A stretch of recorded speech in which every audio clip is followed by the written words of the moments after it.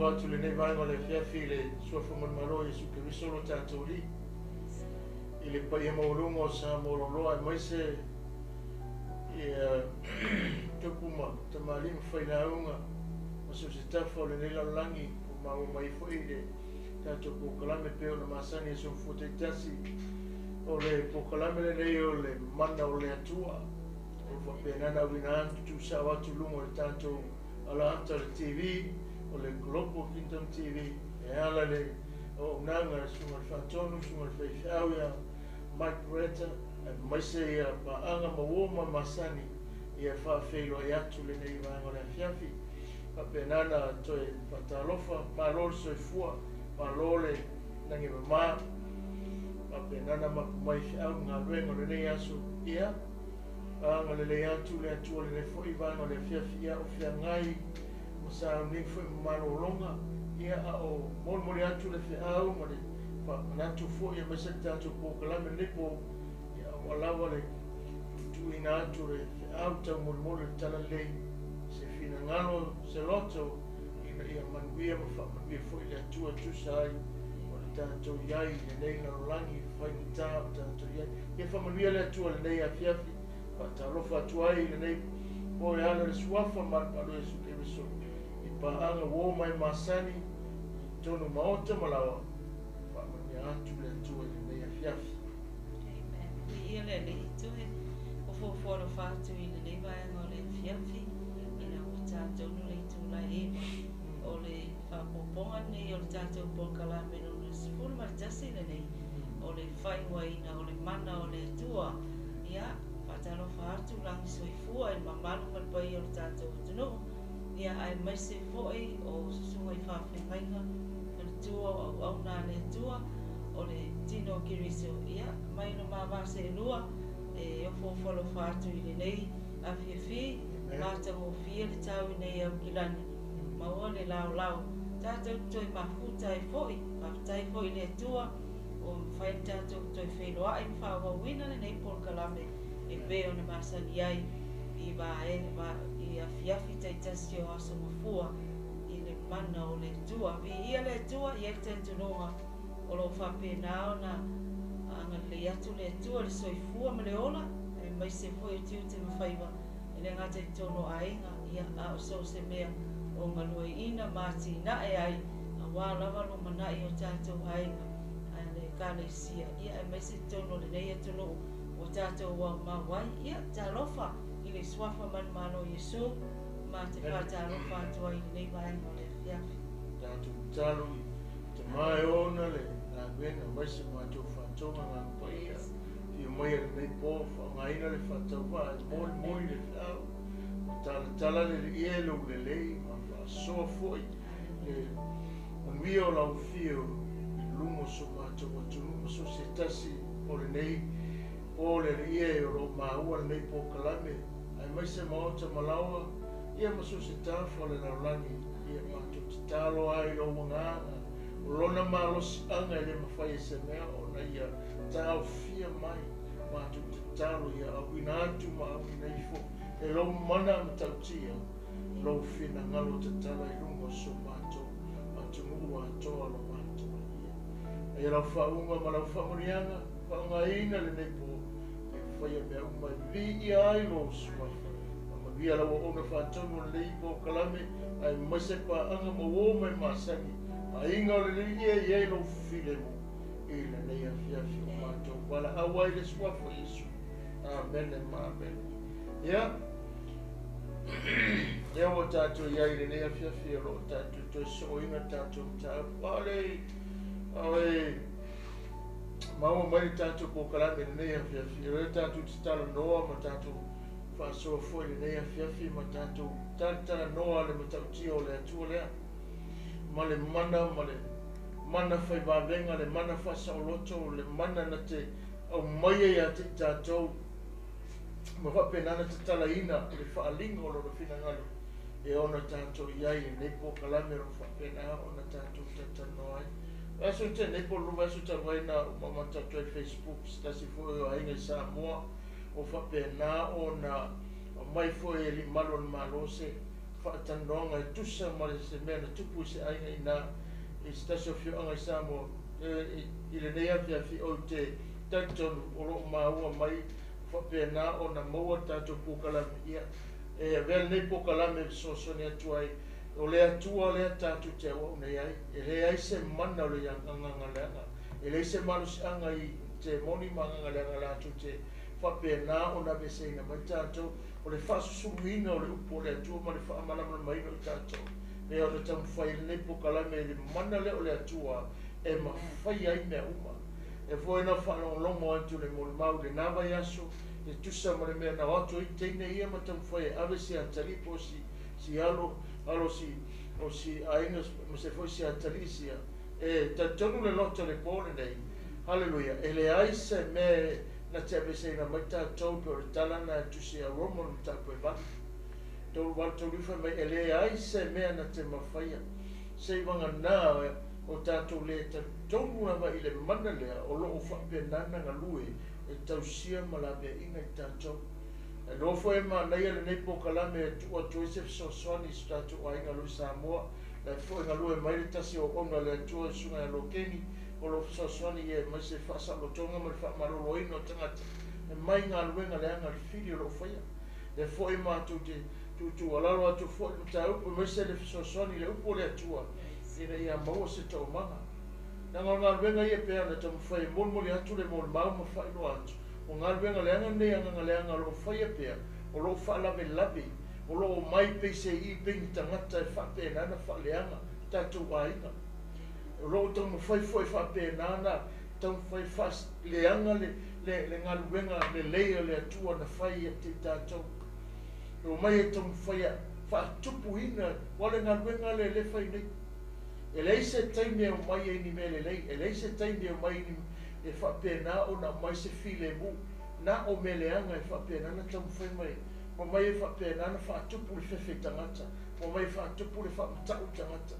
I lato ngā luenga ai sa moe ne nea whiawhi whai loa ia te oe o loo I le mana o loo ngā lue le so o le mana o le atua e ala ilo na alo Iesu Keriso le a tātou te tala noa o whaasoa Peo na utua tautaranga I mea whiawhi o loo nunga ngā screen of billboard of the strong man o lele kau ki kala ngoa e pōle nei na kau kala ngoa I le whawhata oto tala Iesu e winga I le tangata marosi pōle anganga marosi po te moni marosi lea o loo whapea nā o na tala noa o le ase tala ia tuspaia o le ase se tali mai o le whionga le atua ia pōle a lio o le tātou ali whaola e winga I le mene e winga I le e whata oto le I le tangata marosi o le afo I se whaatata mai le afo I se mea o lo whapea nā o na tau wawala mai e winga le nei mata upu ina ia maua sou maramamaanga mai e whaingo fie tātou ina ia maua sou manatu na e te tani ngō fie ai so se mea tutupu mai I ngā ruenga nei ma whapea nā o na tātou matamatai le ngā lua mele lia lo langi e whapea nā na whasaseina an mangai ia o se vaenga tāua la tātou whasoa le pōnei ngā tātou tala ina le winga le whaalinga ma le upo Iesu e winga I le tangata marusi le whai mai tala Mataio na tāu koe sfulu whai ko lusu mo leipa mai o whata oto a tangata marusi o le kau kakarongo o ai le kakamarusi o le whata oto a tangata marusi o loo whaalia ai le te aina I le whaatelena I le vā o le mālo le langi ia ma le mālo o le pōru o le kau ke kalangoa le pōru nei I le winga lea ma le whaamatalanga lea e winga I le whata oto po le upula Iesu na whai e ma sai e le ma whai ngā alu se si tongo le whale lea o e au ngā whai lo le nepo e whaamarmamai o le ali whale lea a o ai whai le tangata lea a le laka ko kalangoa e tusa ma le upole atua a se mori mawhoi e tua laro ia te oe lo uso lo aina le nepo e whaingo whiena e lenga leo ka kouroa leise mai panoa le o toe while mu fo le sawa le lolangi I leo koe while mu e o ai mene o mai mo wha mai e o I tangata whaanga mo tupe mo Hallelujah. So se fainga ngā wenga leanga perfecta pepero ma mea umaia. O lenga lue, o lai tū mai e tua tangata malusi le. A o le tā ua la kako kilo tangata malusi lea. O na whaingo whiere ia te oe. Maware a walma so manatu. E te ngā luenga iai. Ina ia tātou te. Ma whai ai o na whaangai o inga. I lalo le pule male wala au o le tātou atua. I lona mana. E whaalea o ngai me. Praise the Lord. O le whawa wina o le tātou Paul Kalame i pio nei lea fiafile nei i le mana o le atua. O leo tau whaata atu pio nei ele tātou utala i le screen o lo e sila mai The Parable of the Strong Man. Nungo winga o le whata oto i tangata malosi. A fisili o ai le tangata malosi. So whaitau atua ia le fiafile nei le winga o le upu le Strong Man. The parable of strong man illustrates the conflict between the kingdom of heaven and the kingdom of darkness. Yes. The strong man who owns the house is Satan. Amen. Yeah. Lela tatu ilo ole tangata malos. Kakamalusi ne. Ole fale o sakani. Today's word, lalolangi kaimingi, in his house, his possessions are people. Rongo winga o kangaka ia iai i le fale o tangata. Au tangata malosi sakan ai whaonga e ngia kangaka e uru fale e iai te tonu o le fale amene o le tangata o lea la e tala no iai la fionga le atua e tusa ma ina ia whapena whai mai Yesu e whawhenga na e alo sai le tangata malosi ma le fale le o le fale le tala no ia te oe o le tangata malosi le tala no ia satana.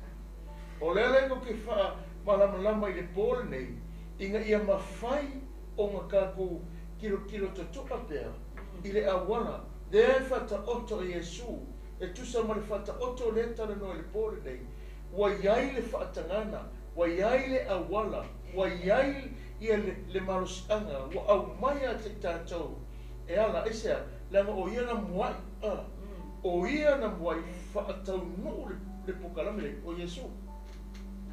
E le ia sisi singa mua i le whainga le melea, o ia na mua.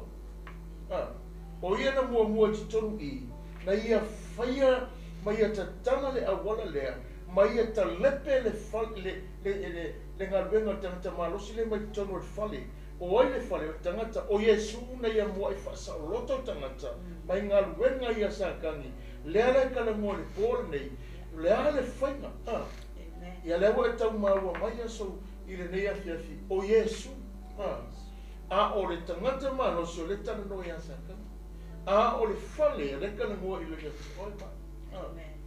Wa vai e ne whainga ne whai.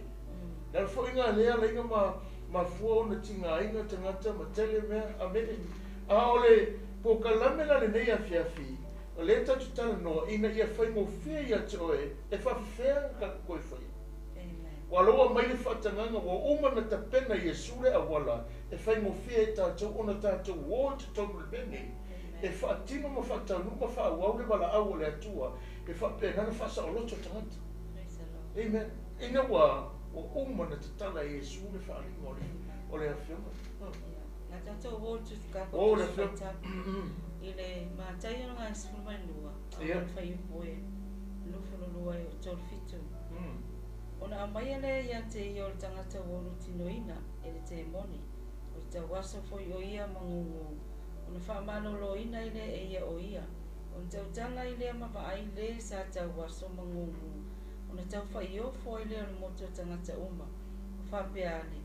I le o le atali e le nei o tā vita. Awala ngona le au wharasaio. Na lato whai ane ai lea. Ana le sia nope le se pulo le ali o te moni. E le tulia e le nata ngata o te moni. Awa sila fia i e suo lato mana tunatu. Ona whitalai e tuai le o ia ia te lato. O malo uma o whewai ai e wha umatia ia. O ai uma fo ipo a inga e whewai ai. E le tu mau ia. A whai fo e tulia e satani. Ona whewai ai le o ia ia te ia. Pe whape fo i na tu mau o lona malo. A whai foi o pele se pulo o te tulia ai e au te moni. Po ai o tulia ai te moni e au tō whanau. O o le mea lea e whai ai lātou ma whamasino ia te utou. Ai a whai o le nganga o le tua, o te tulia ai e a o te moni. O mai lava ia te utou le malo le tua. Pe e ma whaifa pe whea se tasi o nau luatu i le whana o tangata malosi. Ma vete ana mea, se ia moa e fusia tangata malosi i le vete ailo na whane. Ia. Koe mai te kawale whai kau mai tuse Isaia. Te kako kikiro tuse le Isaia. O lale mele a mai e inga. Na e lolo la ia, o lo whapenana whamatala e la fionga le atua. O lo au mai ai se taimuanga le lei. E whaatania mai ai. E le mawhaia se fofoonga i kuria. E le mawhaia ngi au la aunga kuria. E tau maua mai le pole nei.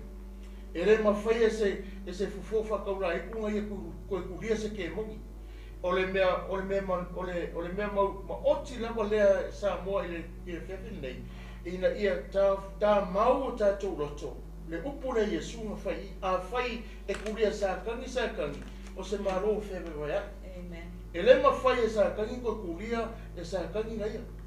Amen. Ai whai maikala Iesu, a whai o le nganga o le atua, i ngā tukongu ia te ia, na ia ave sea mai i sākangi ma le tangata malosi le mai ko kongo le kangaka lea. O na whai maila ia, o i le tala no ia i, le wha moe moe lea. E ta oto ia i le kāku whaatuatuanga i le mana lea, le tala noa ai le pōle nei, e ma whai ai ona e whapenganga e te aru ko kongore o le tangata le, ma e whakingore ngā ruenga peo na whai a Iesu. E tau maua mai mu tāpura sumalua. Le rua he o le toku fitu, le whamatala mai a Iesu ngā, ina ua tala noa ia tangata, i se mea fōua wa ai ai, ma se mea whapenana la ku kikiroi. Lea ngau le whamatala i le melea, ma whaatania mai ai, i le totono le o le taupurea, o lewa mkoa i ali e i. Le ma oti o le saunanga Iesu, a whai e kure sākangi, o se malo whewe vai ai. Lea lai confirm mai mai mea le tala no ina whionga le atua. E le ma whaia se fofa kaulai kunga be se ke mongi i laula au. E le ma whai. Oi lai kaukala i. Nga o le ngango le atua wa titoni a tātou. Le tau tala i lona malo si anga le na. Le whalau te mori mawai au ia. E le ma whai, na whanga uwa ai o maka i le taimi lea. E le ma whai e nganga le. E le ma whai e fofoga inga ko abesea ke mongi o ke mongi anga mai mai tangata o ke mongi funga mai o ese mai ala fa pe kan ka o le laula au e abesea la ngol upo le atua le se posi tangata o le tala no e confirm e le ma fai a le ma nei ala le me le tala no le pole nei o i o ta oto mai ai le fa lingo le finangalo le atua e paua le me ma fai o mai le so le wa tu'urungo le kalesia, le malosianga, le pule le, nga te mawhaia o na esea mai, whai mai a whaila o ainga ki kuria esea, anga leanga mai kufanga. A whai o le nganga o le ni, o toni e tia. Le o ke whai e ringa ruenga e whapenga whasa o. I le mea le o te tala no ia o ia, mai le kaiminga uwa ai au ia, o le ngā ruenga le nganga le whai.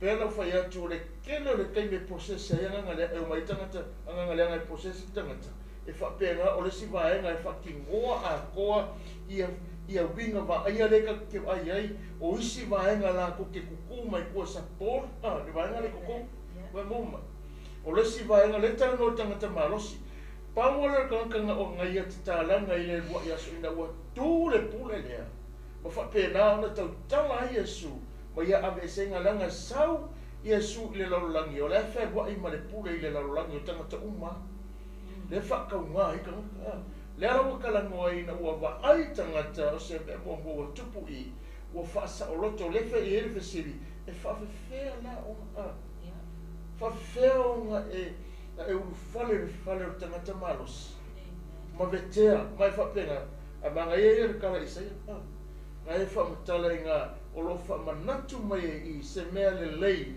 e whailoa ai o lo ke le manoa. A whai wa umana whaato i lalo e Iesu le menei, le o whai mo whia i ati o tangata whaatua. Halleluja, nga ngā whaalongo le mori maure na mai sa mo.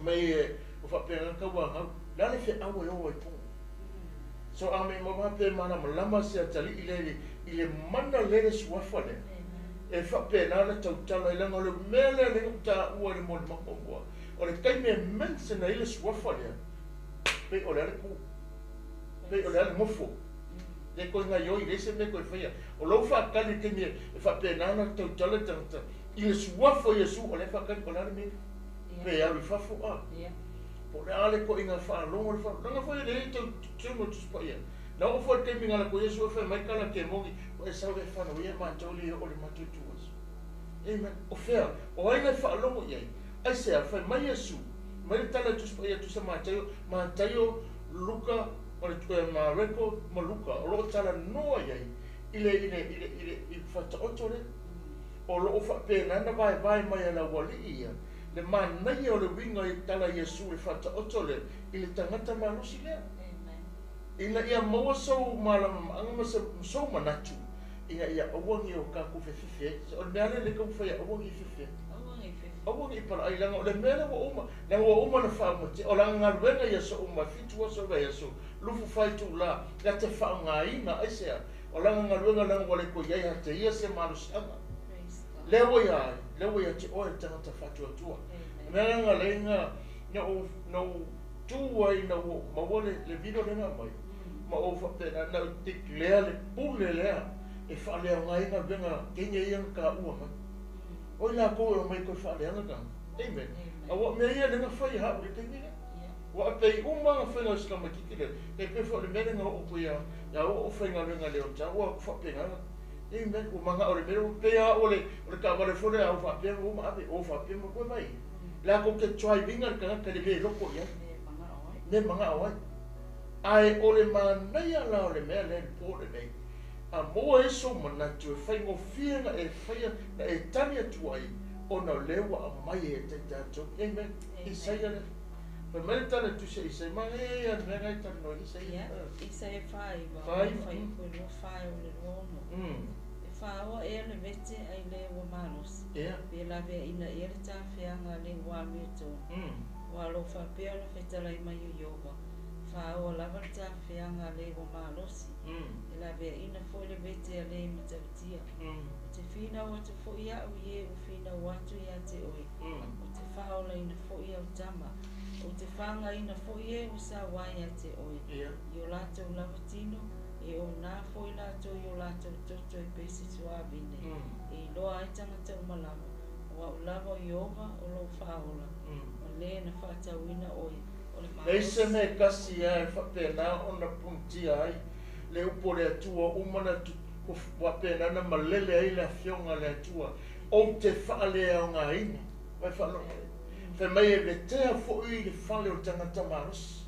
E vetea e mawhaoa fōi ne fale le mea oi le tangata le limo le tangata manos. A whai mai o te tau mo oi le tangata o lo whapena nei na mi o tonu o le atua. Wai sa mo le nei e whiawhi.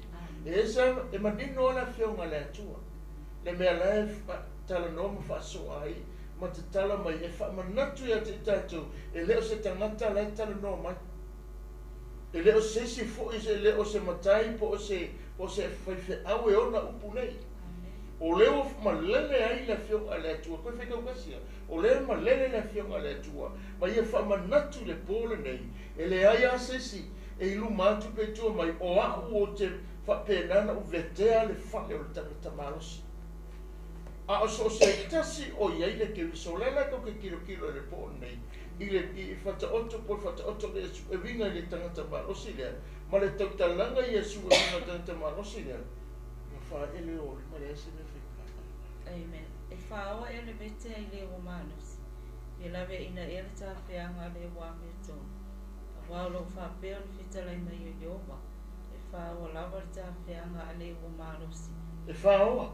E whaoa le vete a le matautia. Te whina o te fo ia au ie o whina o atu ia te oi. Amen. O te whaola ina fo ia o tama. Amen. Te whanga ina fo ie o sa wai a te oi o lato ulamatino. E ona fo i lato i o lato toto e pei o le suavine. Amen. E loa i tangata umalama. Wa ulava i oba o lo whaola. ma le na whatauina o Ai tātou le manino le fionga le atua le tautala.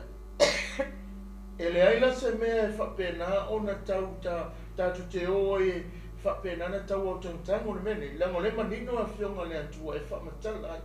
O ila Mataio le mta pesuma lua, a rufe profua o tosuma fitu, o ile tala no ai. Fai mai le whamatala ngai tuspa ia, ina ua whapena na tuli ua wa ai tangata, ai o mai foi o wharsei. Fai mai le lako kala, pe angale ai pi ai, pile sepuro ai. O pele sepuro le whamatala ngai pile sepuro, fai mai o le whale o ai. Mai o le whale o pa ala. Le sile wingo o pile sepuro. Amen. A oina be sea mai le tangata le mai le ma le whale lea. Oina i whapena na ia so fa le malosi lea. Oi le o ke i le larolangi. A oi foi le o ngawhai na ta pena Iesu le whamoe lea. Ina ia i loa le tangata mo oi ma au le aso le nei. Wan mea ua uma, pe ona whetangai, pe ona na umai e tusa isa ia. E le ai o te whaalea o ngā ina le beto le tangata malosi. Amen.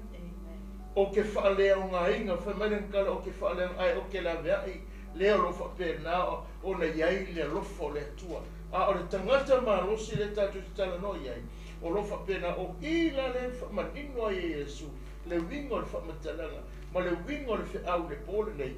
Hallelujah, so se tangata marosi. Amen. So se tangata marosi, man kua o le tala no, o le whale le kalangoai, e leo kalangoa le whale le? E leo karango le whanere o oia. Wow. Ai e mana tua foi, ma turi la wa ai, o oe mau, o le malu ngā renga. Ai e le me fia mofo ai.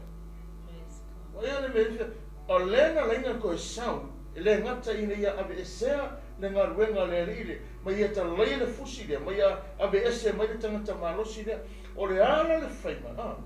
O le ala le whaima, whamene tala juspa i kako o tu sa mai. Amen. Praise God. O lo whaampe nana whaamatara talai, ina ia whata oto ua whaatu sa ai e Iesu o ia o sa hatani, o sa kangina o ia o le tangata malosi whamai ole. O le whaingoanga Iesu whamai lenga kau kanka malosi, o ia o le kanka whaamea, o ia o le tangata ngā oi. E pēa kala ngō eri tu se yongi, o le ngā oi e lea sisi mea sa e whasi ngōi whaamatia. A le kaunga ka o Iesu le sa kangi i le ngata o i o le tangata whao mea, o i o le tangata ngaui, aleluia. O ila lo whapena no whale atu tongu o se whale, ma sai le tangata malosi, e ona le whale, ma ve ese ona me mai le wha salo tonga o tangata, ua uptinu ina te moni. O lea lea kana ngoi le kaya le whawhire nei, i le whata onto lea, i e whaamauti noa tiri, o le tangata malosi o sa kangi lea karangoa ai, a o le whale le karangoa i o oe mau, a o le tangata ngāru kokongu, e sese le whale lea, o Iesu. O Iesu lenga i e whaia le mena. Wanga esi, waenga lo wo i ta whasua le whiawhina ngai a, tangaka malosi, o tāko o le whale, a o Iesu sa o sofa i le whale. Amene. Lona winga, pero tala le yela makanga o le yela mata the kingdom of heaven and the kingdom of darkness. Amen. Angai mai le malo le tua, which is o le malama, o le the whole package is there. O le kua o le mana o le tua, o mea uma le wangai mai. E o so ia le whale lea. O le whale o lo whaasino iai. O i o lo iai le kanka malosi. Amen. A le wanga o mai, anga i maritanga kai sili aku longa malosi. E ngā ke o so ia, which is God. O lewa iai le malosi e sili aku. Pa wala leo le awala e mawhaino ka lepe. Na whale o ngā tangata malosi le tu tonu o le whale. Le kokongo o le tangata. Awa o le mea monia o pe ona whamatala ma kau whaata atu i le tātou pōkalame. Tau tala i le whale o kākou. Awa e paule o le mea fia kele le nganga le anga i su e alu iai.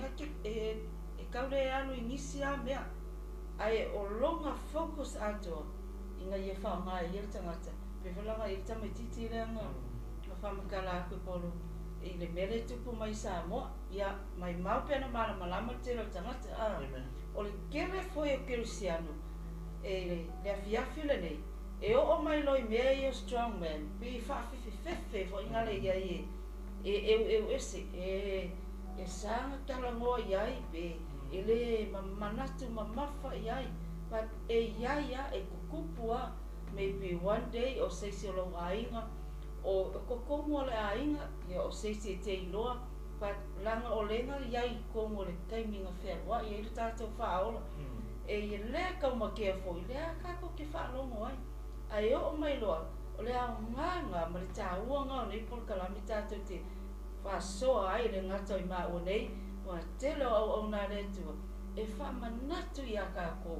e sili aku le maa losi o le tangata leo Iesu Keriso e ngā ke mawhaionga whaale au ngāka ka maa losi lea amen kusa le mea le tala noi a wala we ka kukira kilo ngere kimine le anu o kensa feo ki kanka le anu o tangata o whapenga unga whapenga na baba ai atu i le kelo ngai kanka wafia ai misa le kensa la kowe ai misa e fori ngai o inga mea nganga langa hini a lea kau ki ngofo lea kau ke feo ai ma le upu rea le atua lea wa kusi e te tonu le wha amala mana maina lo na fina ngalo ma le awala i mawhai una tātou e sese koko mo le mele ma le whaonga ai mea e whapenana tātou whatinoa ina ia whaititia ngā ruenga nei pena o whaitu wa umare keimea sa wale ki Apollo wa umare keimea o le whapenga nga saulungo whapenga whapepenua ar keimea ngai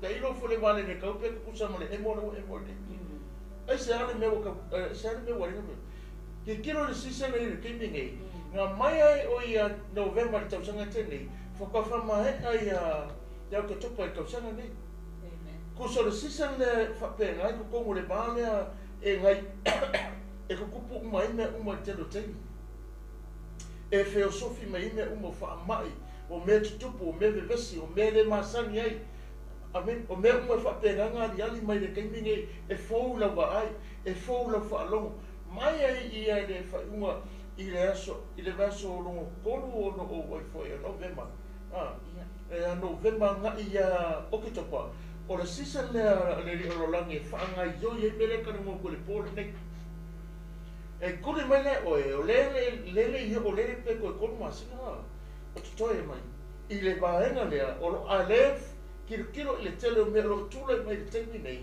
a le whaanga i oi lava lako pokalame ia so ongo le telo teimi e leo kena se kako kaimi kako ke tilo iai ina ia kako tiki lea ina le mea le tala no Iesu a wa leo tala no le Mataio le whaamana mnama ua iai lea wano ongo wa umana ve ese mai Iesu na tu sa o loto Iesu ma ve ese mai le tangata marosi mai tongu fole o lono suafa longo ringa lale o wale mawhenga go foia e le i le keiminge fe mai Iesu o te fua e to le pule o lono suafa o lo i le pule le ka ko ke o e se kongo kangaka ngai po o tongu wha mai nei e ka ko ke tiki le wha i loa i lumo lo tātuta ma i lona alo lenga ia wha to i lalo mai uma o wha mai uma o ngā ruenga uma lawa o tangata ma losi lea lewa o uma na wha lea ngā o uma e o lawa i lea masala o lo wha pēnana whaia ina i to i lalo ma tano o tangata o uma wa uma na whaanga, wa uma na whaalea o ngā mea uma na. So ono o le teime, ono o le tele o le kako, i le vai ma le le ai o se tātou, o le kako kau ki ngonga vai le whai, le kere a reinga tātou whama ia, o le mai au whaatea. Ono o le mai au sau fo le mai au pau fo ia le mai la ko o le mai au wapea. Aleluia. Ai alunge e whapena na tala no le tusia e o po i ngā lo tala no mai whamanamnama mai e i le kōso le tangata o i le kakare mawhoi mai whamagi le karango o saka a wai le karango whapena na whaaleanganga o saka ni maro ai whamai kala i le tuspa ia e whawhiwhea e whawhiwhea na euru a le na whakingo ai whaikio kanka whamai no karamanga ia ngā i le whai tau mate whamai Iesu ana o le ngang o le atua le kokonga ke se ko fe ka me manga ya se manga ya o le ka kange lo loto le upule e sunga ngala fo i le mena e fa i loa ya te tatou e le so ka ko manosi ai ono le promisi na fola Yesu fe mai e fio le langi awina mai so songi so fa pena ona fa i loa ma so songi ya te tatou o le vaenga ta o tele la lea o le mena ia whaia o lea lawe whaatau nuku e rangang pa ia i o tātou tangata i lo tātou te nunga mai whatutuanga e ma whai e tātou o na tātou whaalea ngā ruenga ne. Amen. A whai fōi o pile se pulo o te tuli ai e au te moni.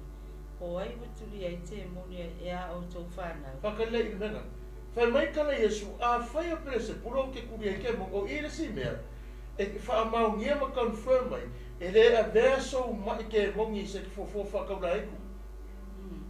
O ia ru whapenganga whakeenga i au e wharongo marikana po e wharopenganga i lole le whionga le atua e wingo le upu le tare noi ai. E le ma whai mai a whai o sa kangi e kuri ai sa kangi ngā o le mārofi whawai. Ngā o se mārofi whapenganga kau whai mai a whapenga fo se ainga ngā o se ainga whitawa i le ainga. O le whakusanga mo le upu o lo tala no Yesu le winga o le afoi o le avesenga mai o tangata malos inga ia kaku loa ma te lese tātou malamlama anga inga ia awungi e kan fuso tātou mahofau pe kako e ame o le foke mungi le lo makua le ia makua i kele kakau fasa o loko mai whanongo sa moa i le whewhiri nei o le upo le whionga le atua o Yesu le whetala i whe mai e le mawhai o leo wa tau noa matoi malama ke wiso ma tau puli bore nei e whai loa tini a te tātou o lona suafa e mawhai e tātou una tātou o tonu a ese mai tangata manosi se vei kau fuga le mea le e whai e la tau ma whamasino e te tau ai a whai o le nganga o le tua o te tuli ai e au o te moni o mai lava ia te o tōna mālo le whai mai kare akuspa ia a Yesu whai mai o le o langa lea la langi ia e whamasino ai a whai le me manga ia le roke whio o ia le tana noa ai a whai o le nganga le te tonu ia te o ki kulia ai ma me ese mai ia nganga leanga nei ia o tō whana wha whea nanga whai Amen. Whai mai ke leo le ka ua kere nei waenga wa toi whaata mai ma toi whapenana wali mai e le whiong a le atua ina ia aua nei abese se ina au fo ina inu numero tātou tatanunga i mea lo whapenana whetu lengi Re whai pumanga ia re whai ur whai puna i loa ai a whai o le nganga o le tuli ai e a o te mon ua o mai lava ia te o tōna malo le atua o mau Wai le matango fia simple koe whai mo fia le mea lo whamanatu mai. O mai te o tau le malo o tātou atu. Ma fua sea inga ua whaama, wai la le whai mo fia le awala leu whakaoko mai. O le pauala mele nau ei, la whionga le atua ma le aonga le whionga le atua ma Yesu Christo lena whata o toa le whaavai le leilea i le ina ua ia ave ese mai le tangata manos. A whai ngā mwhai e Yesu ngā whaia. Whai mele tala Yesu e ma whai fo e o tō. Ma reko e iwa lua tō whai a whai ke whakua kua. A le kianga. O le kia leo mea uma. O lo whatua tua ia ke riso whai mai e whatua tua e ma whai mea uma whatua kua. E la ia sisi mea whapenga e ngase uma mea uma le whatua tua. E le whai ala sisi mea ngā ki kau fia so se kaime ke kuai. Amen. A kiro ngai makau Mataio ma record ko yon. Nga makua whai ma whiri o ke mongi se Yesu le kaimire. Uma mai Yesu o kule apostolo whapenana whaasolo mai o a kile inga whai ma whiri. Wa kile ina le kaimine ina ua e sea mai Yesu le pule sa ia teo. Manga yo inga uma mea uma sa ia awa tau le tangata whaatua ni a lele. Wa whea rua ia pese i o se a ua pese leo nga o le a le o se leo. Amen. Wa ngana kakangi ua le mo sebe. Hallelujah. O le manga i o le vai ngale ua o tantana noa. A wai e mana tō tangata whapea o le strong man. po le kakamalos e whaasingonga o ke momi. E mawhaianga ngai tango e koe whamatala rai kikiri waianga lea o ngai o le wingola utala. E le leilo tātou no whamala malama ai. Langa kele wangaka i o olu tunga mau cancer. Suka. A kikira foi o le vaso nei tala tua ngafi. O kikira foi nei nisi o mātou wāinga. E o folo roto, e o folo kaloko. Ai whika whalonga koe mole mau. O le cancer, o le cancer. O te mailea o le cancer. Maliu mailea o le cancer. I le fiafi lale nei. O le whaamana malamanga le lea. O le wing o le upulea. Strong man. O le tangata malos. E le o whaasino ngā o ngia nganga leanga. O le tala noa i mai nei. I mai, ia. O mea e ka kaunga awe e lo tātou waai. E le o tala noa le whionga le atua ua na oa ke munga. O le tala noa le whionga le atua langa o le kōsu leo whaama. O le lega laulan, me sākangi le. O ia le ngā whapenganga whaatupua wa se kai mea o e kakapuka me langa o inga le irisi. Mea te lea le whiatara noa e. O ai le kōsu whaama. Lea. Lea whalaka kui kala ngoi le pōle nei matau whaamana manama matau whaamanatu le mea lea langa o i. Lea nau whai atu i le kaimi ngu whapengana o iai i le marole ma o ngā lua i le marole. Tēno hei. I kino lo le mua le nganga le mai.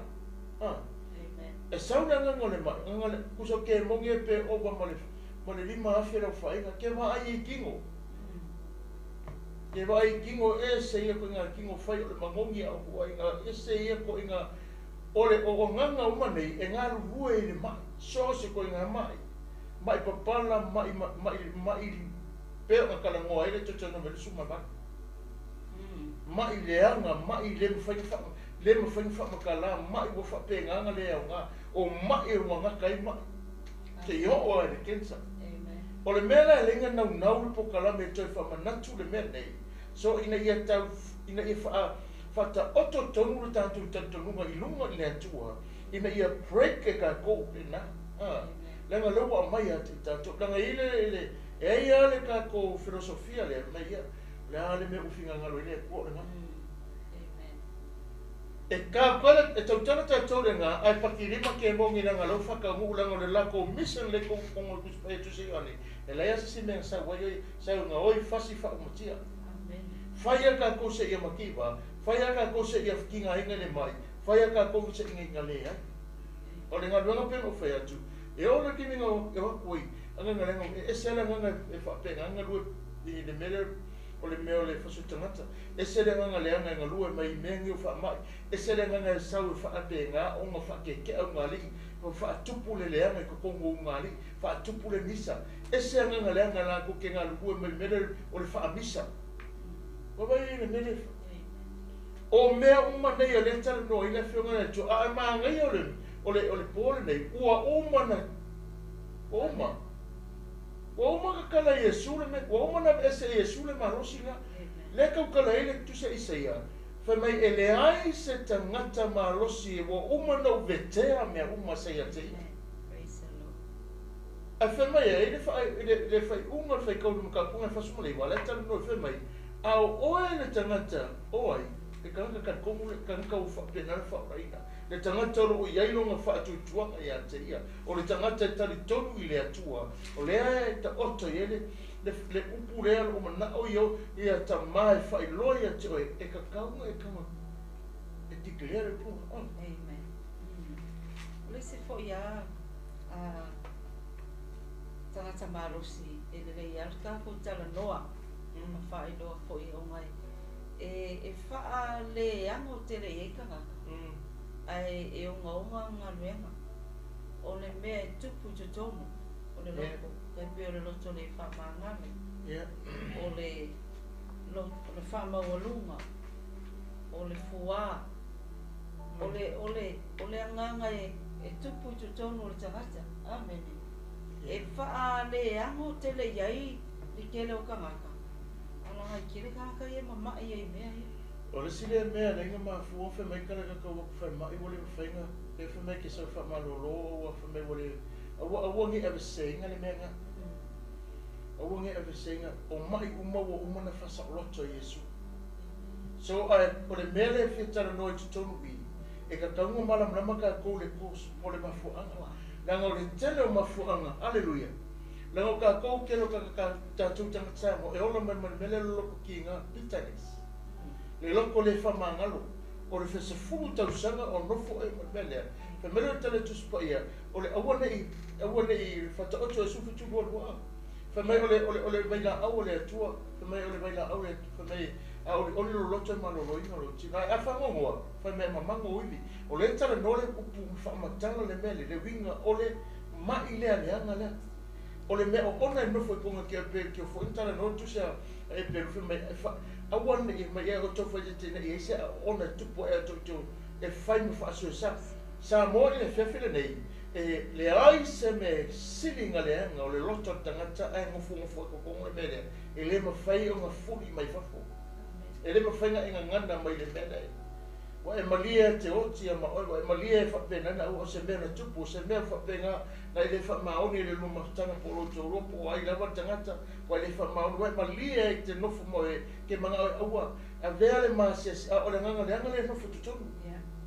O le ala kala ngoi poka lami le pō nei, whai mai tala tuspa e whawhenga e, whawhenga e alui, e sai le tangata marosi le. Amen. O le ala o wala e whai.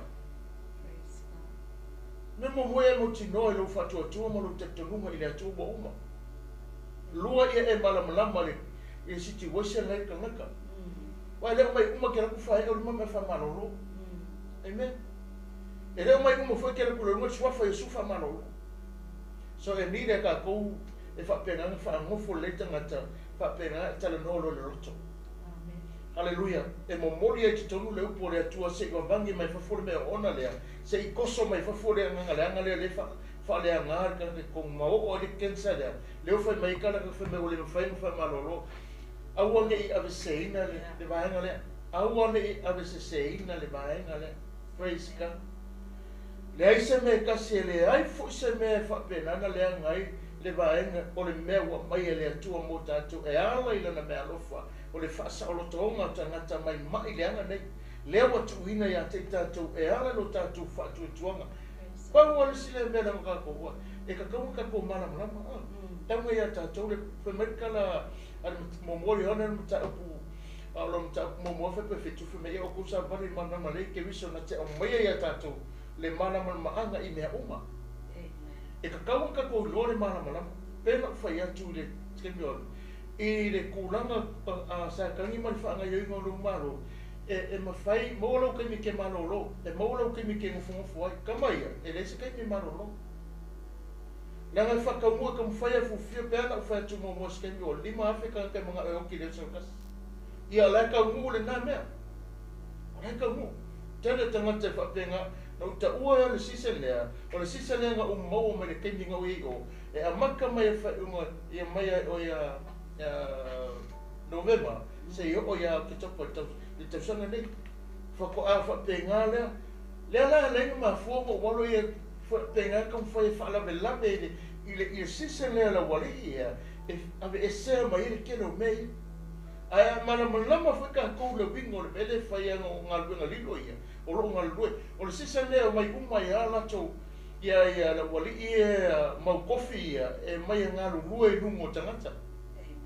inga ia whakaungu le vision la o le kai po le rio laulangi a wawa uma nei loa leia sa kangi e le koe songa marosi wa uma na ave ese e Yesu wa uma le ala wa ko ula ufa atua e kukusa le leia ma le mena mai o tatu atua ya tatu ilo tatu ufa atua ngai ka kaunga ves le ala ea lenga mafua o masau le rio laulangi e whai keke fo yanga me whai kusa matanga ka wa yai le atua e kusa ma le mana wai lungo le tangata le le ala e whamere tala tuspa e whawhena ka kofai Amen ana ufa ka oko kuse a wala le le o ene ma ile mariko whamore ile mariko e kopu ngai Hallelujah praise the Lord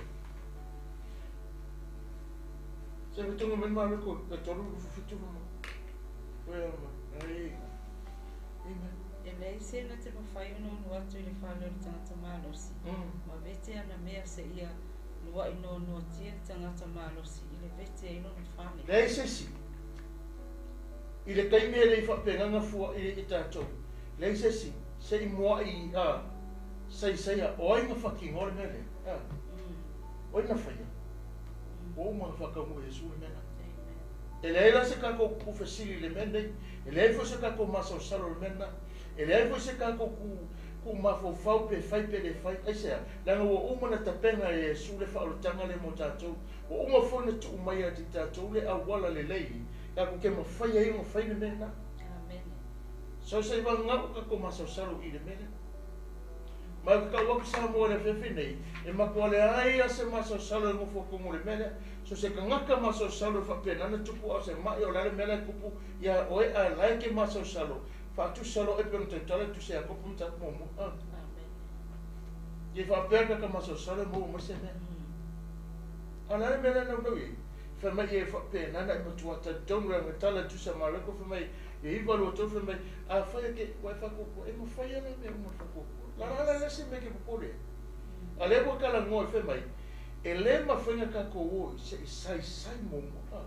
Le ala wai a ka kou le authority, wai a ka kou ia le avanoa, le opportunity wa mai anga, e ta mai a te tātou ea le mana o Yesu ke wisorona nganga, ka kou ke whakingoa le mele.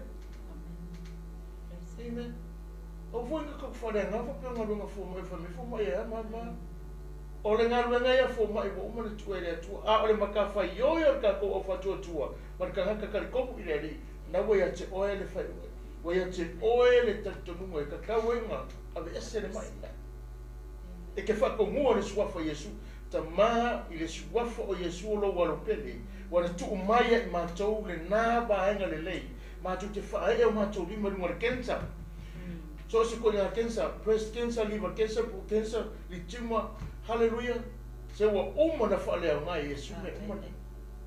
Leisa mea, o la nganga le aka I, keno oe, o le namu ta inga, keno oe le sawa le ria lo langi I ka ngaka le kensa, e le mga ako I kula fuhai.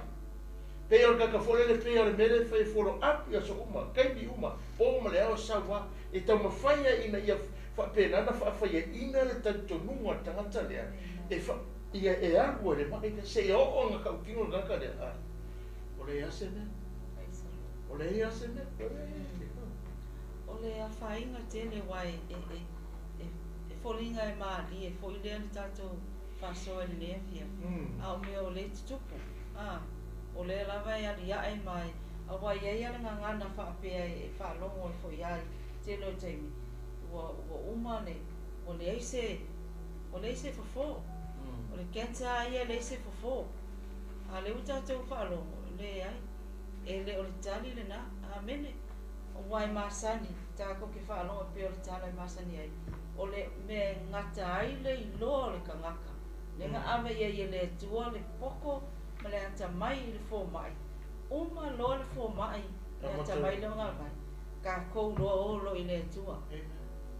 Exercise loa, le pule ma le mana lea. Amene.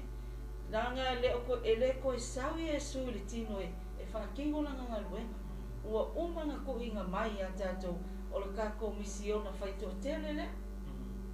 Kako ke o e whainu umalama maso o e whakokua e watu I eile mana. E waku I ele pule le. Whae o ko rima I malolo. Kukuli ko te mongi longa suafa e anu este. Langa o le tupu le kaimine nei. A o le tā ua le kako pole kalame. E whaalongo e longo pui a li I pēla tātou atunu. Ai mai se kako a kungu sa mo. Ure winga lo tala. O ka ai aku I sa mo le tele o ka ngaka ua mani liu. O ngā le mai ia le cancer. A wai o mai lo tala le ia whamai fo mai o ngei a ngaka I le ko I fia aso na umano. Whamanatu pia le kala lea. O le me umai le tangata. A maka lo le tue I. Ka koura le malama le upu. I le upu. Ka ko step in le o pia whai o le uso.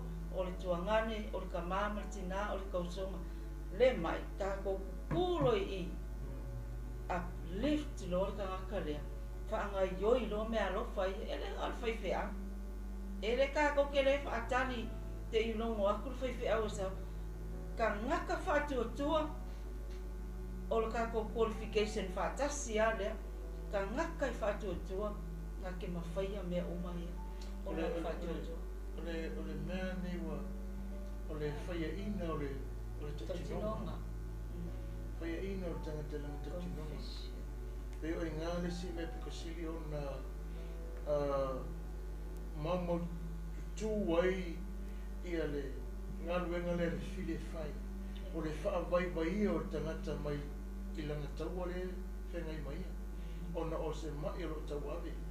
Le sea mea piko sili sea mo na fia ai ma whati ai le tero tangata. O se mea tupu tonu le mālea. O le kamapo le ki ngā. Tono whanau fo. O se mea vore wola e ma oe ma wa e le ma whaina e kangoe. E whaasoa I tangata. Se whawhitau I ro nofo ma oe. Kau awe ala ia. I tele I rolo a mata whatupu ma I le mea. Ke no oe le sauri. E le ke keimu fongo ki apolo sau sue. O lona wanoa e sau sa ili. Mua se a wanoa e anu e kukongu. E whai ele ngā ruenga nei. E le kau suela ke apolo se a wanoa langa e whaingo whia ia te ia I tangata. E mai se ango kai o tangata e whapena ona ia. Ngā lua inga pe whaangai o inga lo lātou tatonunga whātua tua telele I le atua. E se mai le mele kala ngoi pokala me bonge. Ma le tangata o matua tali tonu mo longa loto ato I le atua. O longa kaimi le ala anwa. Mau tutu, mau sali, mau waka le leilo ngoloto, o longa taimi le mo le atua. Wanga loa foi, wanga langona foi, o longa kaimi. O le mele tanu no iai.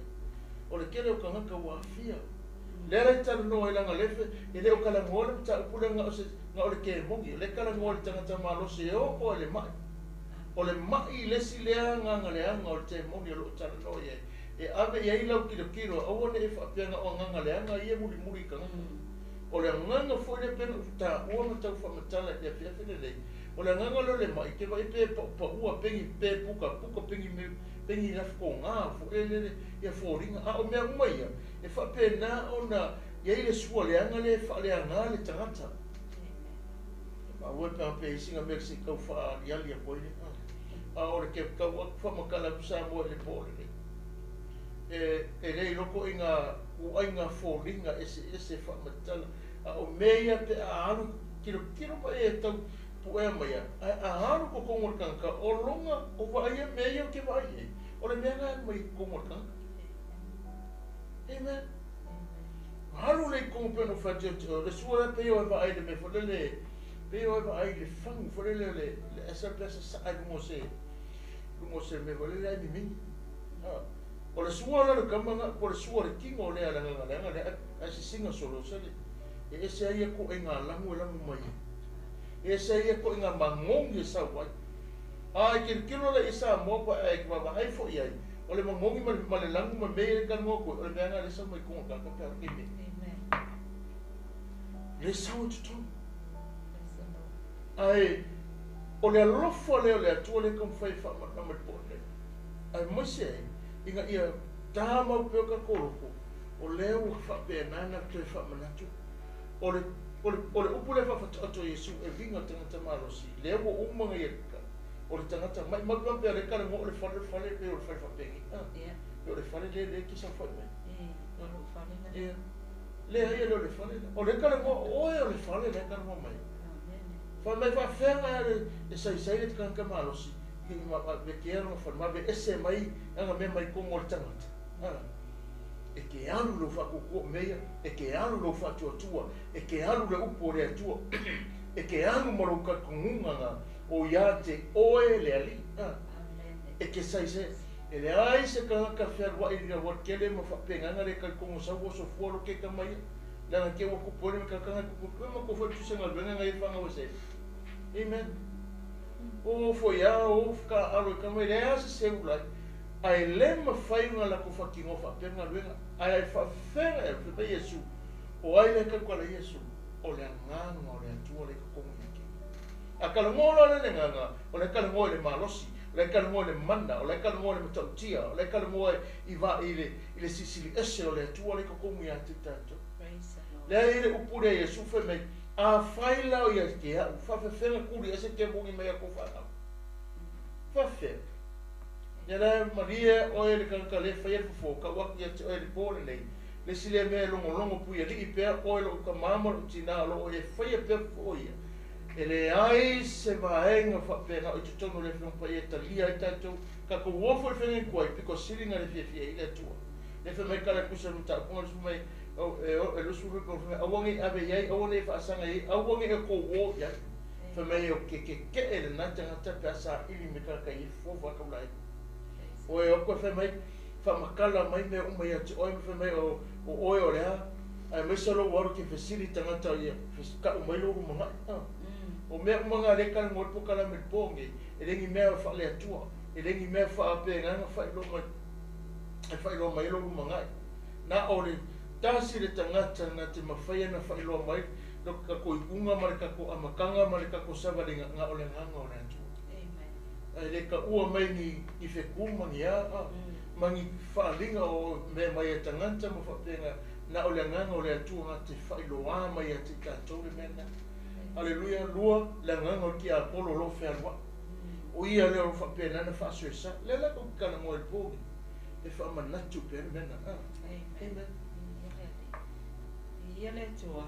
Ya, o me tato a tartan no la bene fiafi ma tau fa manino atu. O ani a wala. Amen.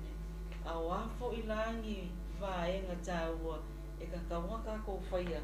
Inga ia o ka ko malama ai ma tātou i loa ai le au wala e mawhai ingo tātou tau fia le lai tau wha matala atu le ka ko vaenga e te tau ngawhai le pātale ke risiano tangata whātua e ka kaunga a palai ina ia mawhai o ngā veke e wahole ni mālosi le Wao le mene ki kiro ni wa peo no whātu le Kuso lewa ki kiro nge le pero meno fai atu le foi le sisa ngere ia mai a le fai ungo november kausan kengi e o ia ki to pat kausan nge o lo kala mo le kala mo in kama kemo o le kala mo kan kama nganga malosi o le kala mo nganga malosi asa kangi le feo e kengi o lo faka mu le fa linga le la ko pro misi le fai sa lima Afrika kai o kile sokas. Whakangu so se mea le langi lo whengau i ai.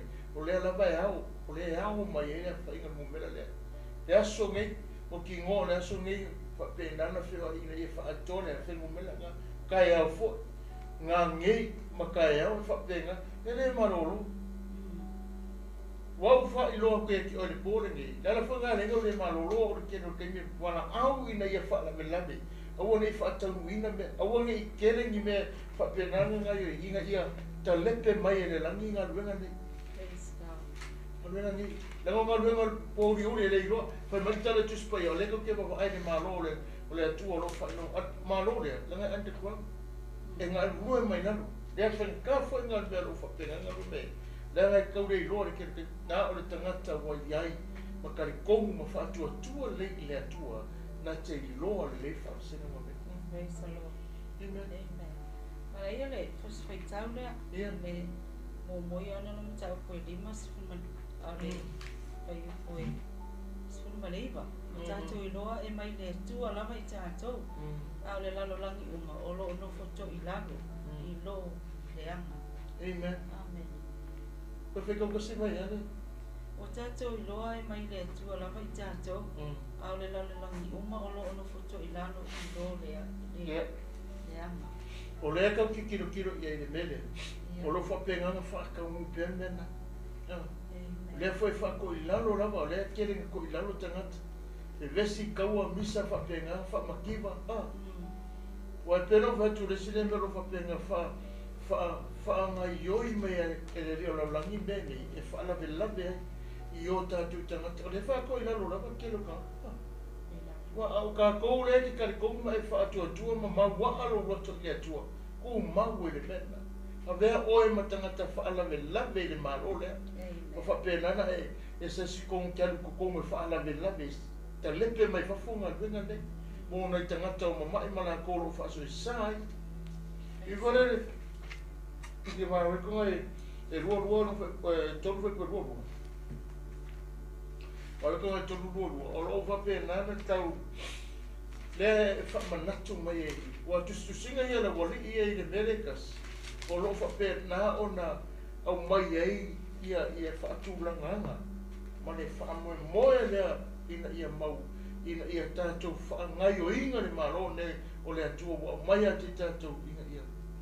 So sofa i lalo le maro le. Amen. Aole o tu si upu e nau i whama Yerusalema o whapeane lātou o ia te ia prese pulu o le rifo i o te moni. E tuli ai e ia o te moni. Amen. Ua wala au atu ia te i lātou o le whetala e tuli ia te i lātou i whata otu. E mawhai whapewhea sātani o na tuli o sātani. A fai foi fe vai ai se malo e le ma fai ona tu mau le na malo a fai foi fe vai ai se ainga e le ma fai ona tu mau le na ainga a fai foi te atu satani e te ia lava ma fe vai ai o ia ona le ma fai le ona tu mau o ia ai o le uma le ai se na te ma fai ona luati le falo tangata malosi ma vete ana me se ia luai no tia tangata malosi le vete ai no na fale. Amen. E le mawhainga ko o e whasa o loto, le tangata lea pēr whaika ko kere manama le mere ka, i ko kongi. Vai ele wha mangi ngoa e su i le mta upule e tolu lua e tusi lea mare koe, e le tala le whawhata oto vinga i le mea wale e tasi.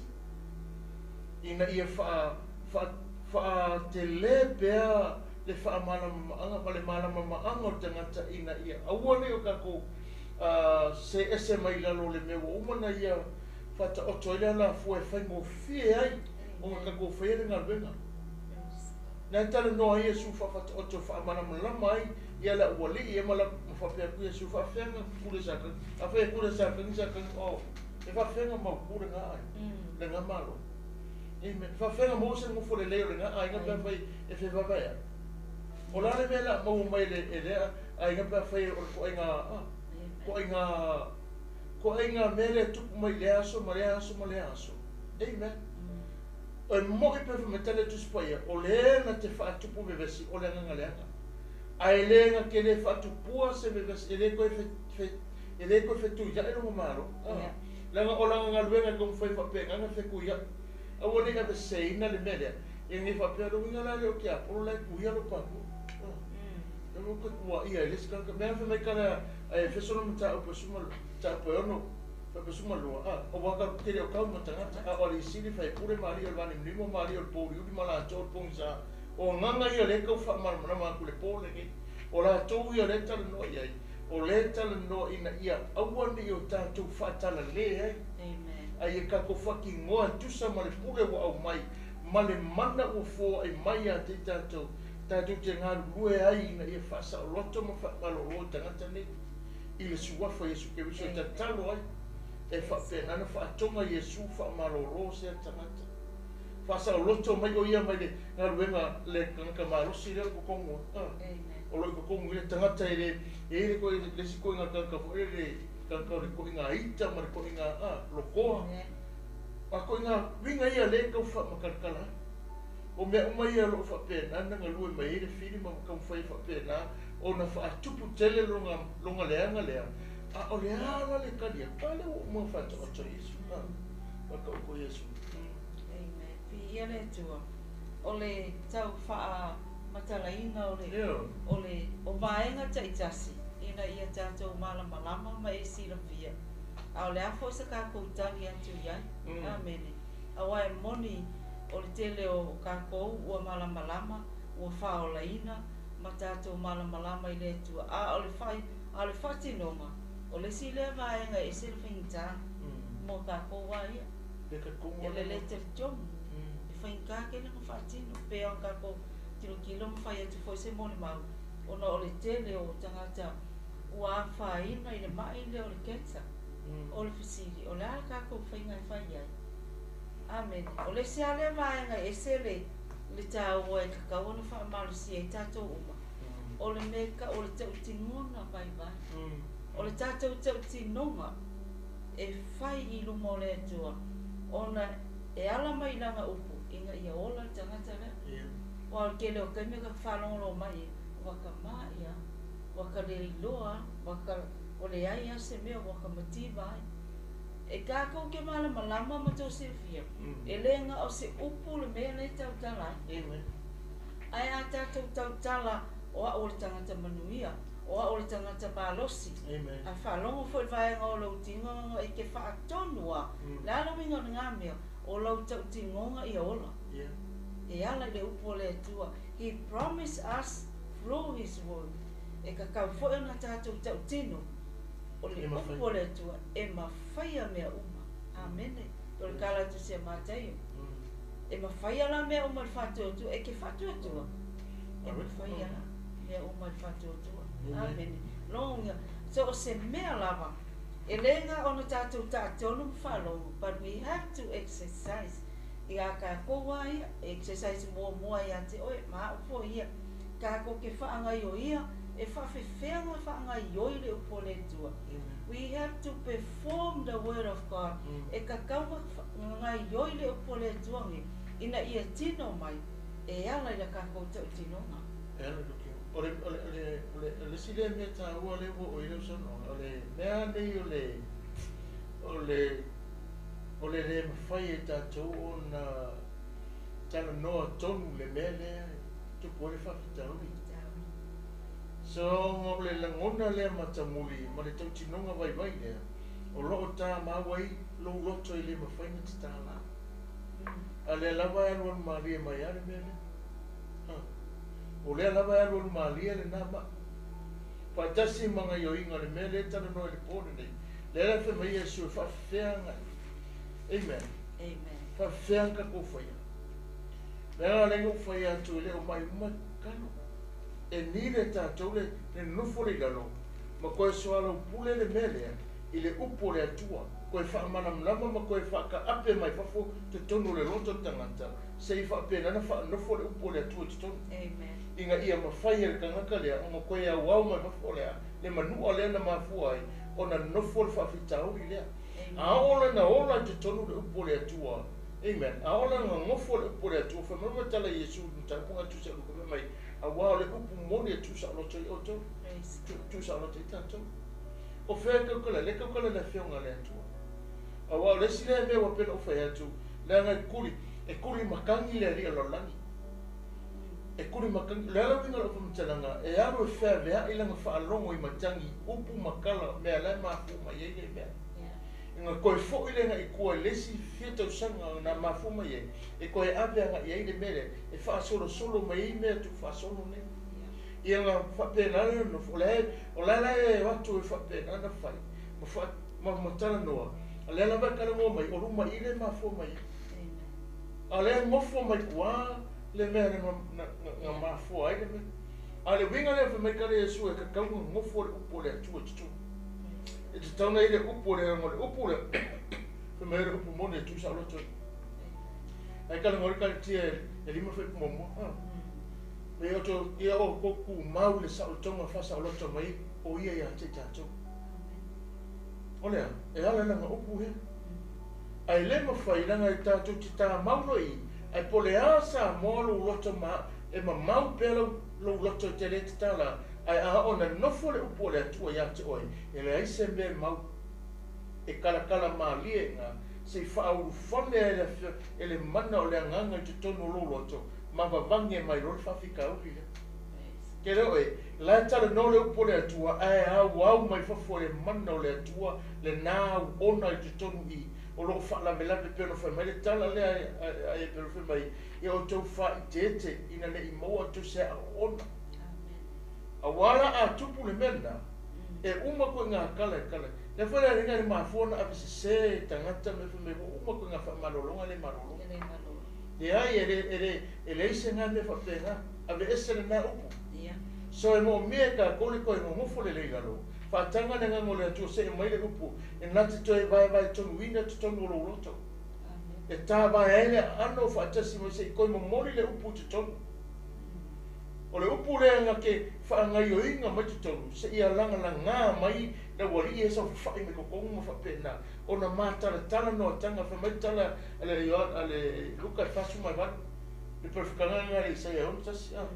Le am ko fa nga Yesu le luka fa suma mo lunga le nga le lu fa ya te fo le tala le tu sa lo te tinga ina tala ya fu sina fe no tang o nga fa ya o nga fa ya sa kan a sa Yesu ka kala fu singa le ara o tu ya te ta to e ka ka o ka po fa ka mu pe pa tai to ra pu lo sunga fenenga o kengi lo nga lu mai sa mo e le fa ya ina le fa tu mana tua foi le o na talo ya pa pe na no foi nei ma su e fa mama ma talo mo sa mo e tatu vai mana tua talo fa pe na se ia fa mala ma le loto tangata inga ia lo tangata o foi ni so si mai a sa un que si mai sa mo amen se le sa mo ale tua haleluya ele o fe ko kala me o que sa sau pe ke fa me ke si mai e lo ngai ke o nai nga le atua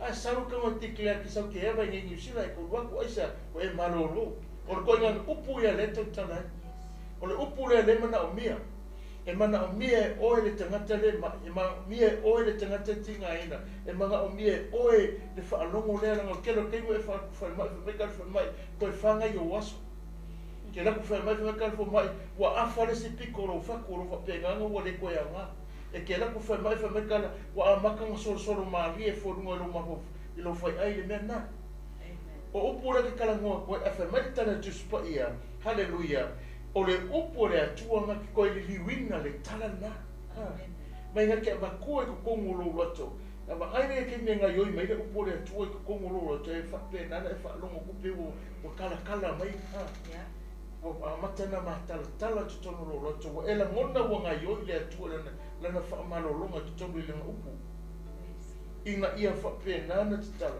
o le ala ma lo se ke mongila la fi mai ko se i mai fa fole upu le atu amen e tikle le swafo Yesu ala lana upu fa pena fa ko fafo amen ya ngano le oti wale mai le o le kensa e tautala i le oti so se tangata tautala le oti le mai le amen. Abai oi, na o le oti na ufa pena na oti la salo. Sawa ya i le tangata le ala nga fa koe. Le ai se me le i o Yesu i na fa atau nua o le oti na muta i le va e tangata. Na ke a mai le oki e pa i Yesu isa. O le ata le tak mai tatou. O le ale ko inga mai fa penga fa me le tu wai oi maro tatanuma. Amen. Tu wai oi. Te fa mapu le tino tangata, se fa malolo le tangata, se fa samato le tangata ina ia mawarea le te o manga le le. Amen. Vi ia le tua. Hallelujah. O le tatou fa asua pe le leita ina ia tula le fiafi. Amen. I le manai o le mele o ia le fa asua le po. O le your word of confession. Yeah. O le upo lau tau tinonga. Amen. Pe o tusina Roma non ta spulu. O la tatou tau tinonga e kako ke faiso le foi na fai le taimi na e talia ai Yesu e fai mali mfao. O le tatou te tala noa ia wala. Ma kako tala va e ngata i tasi o le ali malosi lea. O le tangata malosi lea. Inga ia e sila fia ma o wiloa le awala i kako ke faia. E mawhai e ona whale au ngā mai te tono le whale. Tau tala i le whale, tau tala i a tātou. O kākou tino, o le wha au ngā e tangata i le li malosi lea. E ngā ke whale au ngā ina lau tangata, e le ngata o nganga leanga, o ke mongi, o le anganga o le mai, o le loto le wha maangalo, o le anganga wha maualunga, ma le ano le mauanganga. Those are strong men. E ka kawaiona e sila fiema o loa. E we have to be aware of it. Langa i te taonga ko malamalama ai. E ka kaulanga ona tātou malamalama. A wai e whaataua soina i tātou. Langa iai le si tātou nongo i stangata. Ngā o nganga lea, ngā kaukala lo le strong man. Ngā o ke mongi ama nganga lea. Ai ngalo ai. O ka se loko leanga la tātia tonu. O ka se loko le wha ngalo. Lea lai tā ua ai le upo lau tau tinonga. E whisoso ani iai i ate oi maa, pe o ngā whai mai le tusi a Roma, i le taiminga kako tau tino ai, amen e mamai, a wā o le loto i tali tonu ai, e o mai ele a me tonu. A o le ngutu e tau tino ai, e o mai ele ola, o le fasili. Fa pe fea na o mai le ola, ka ko ke ngofo ai a, mangu ai tulo, ma o nofo ai ki nganga o loa, ai o ke le tau tau mai, o le ngutu e tau tino ai, the word of confession. O le upu o le tau tinonga, amen. A fai fo ila e vai lau tau tinonga, e na wo whalongo, e yeise vai anga o lau tino. E fai bea le tana lea, o se whaataita inga, ne anga o i tupu bea, o lea lava i tupu, i soi fuanga le ni, e wakamai a, o wakamaki wa, o le ngeia a inga, e le aia se mea mauma. Amen. O le tau tinonga vai. Ai aka malama i le upo le atua mai, o le ngutu e tau tino ai, e o mai e le ola. When you speak life, and then you receive life. E le ngata e alu waku le tau tinonga, ai fo'i mai le ola, e fo'i to tonu ia te oi, e kako ke la ngona ai, e ola le oi le ola, o i le atua, o Yesu ke riso.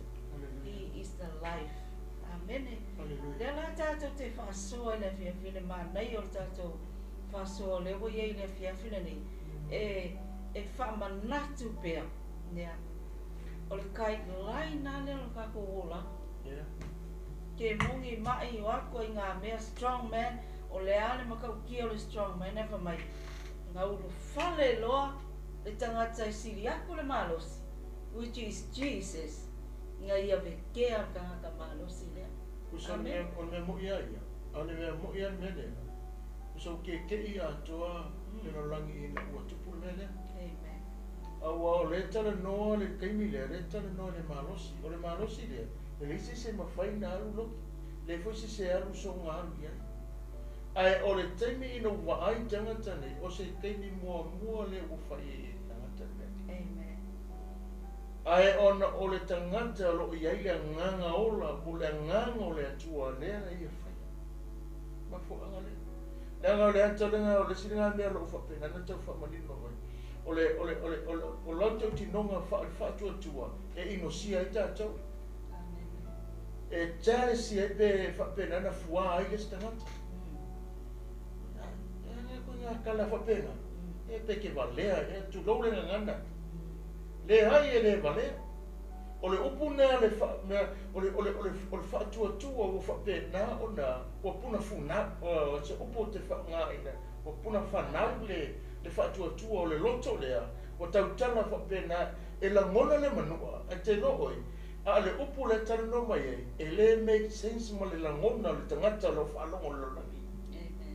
Ai o le upu lo whapena na whaanga le o malolo ai lai ai mai ea o langa ki kilo mai mananga wa ai mai a le tautala i o lo whapena na tautala tu tangata ua manava mai o le manava ola ua tautala mai o tautala ola le ngata o lona whaatua tua le tala noi le ala whanga le no whamantua mele e matua jana si le loto le o langi pa e ka le mua whapena le ala whanga le ngafi nau tele la wali i e punkia lo kako ngunga mar kako whaatua tuanga i le li e sea langa i muse o lo tātou i loa le mele langa lako ke i loa lei o le fili lea o la tu o le lako fili lea e whapena o na mo o le tangata pipi i loka ka i le whatua tua i e pipi i lo le loto tangata i e na musasini mea koe aisa langa loa pa i kaka i ola kusa loa pa i le loto o le tangata i le mea ola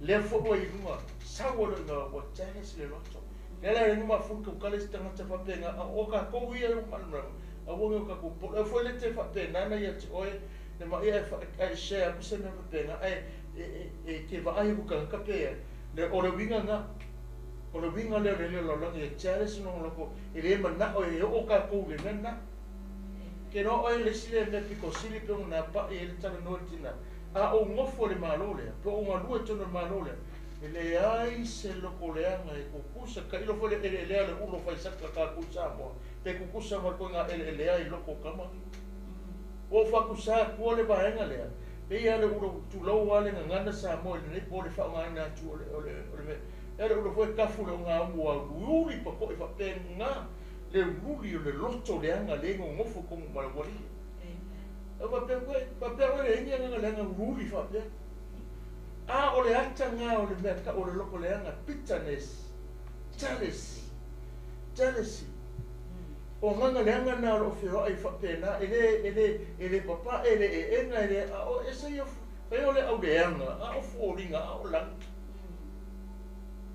a me fo fa foringa me la to me la fai e foringa mai la to tino mo me pe o fam ka foringa le mai na ko le nganga yo mai le mai ese yo ko enga papa na papa ko elo e mangongi le anga te yu ai sau foi kama le loko le anga ma le loko ele lea mo loko ele mare ya ke lo pena fa tu sa pe ponga se me la kala ka ile fa tu sa pe ponga se me tau fa mata ele kusa mo le ulo fa saka ka ko aso i sa mo rugi pa to i fa pe le loko le ale fe me kala tu spa ia a wone ia te tato ele o tala no i se me fa pe na o no da se me fu na se le o la tala no le fa lingo le me o ngal venga o nei o ngal venga nga le fa o lo ko le nga po lo ko le nga inga kele o le o na se o kama le fu fu ko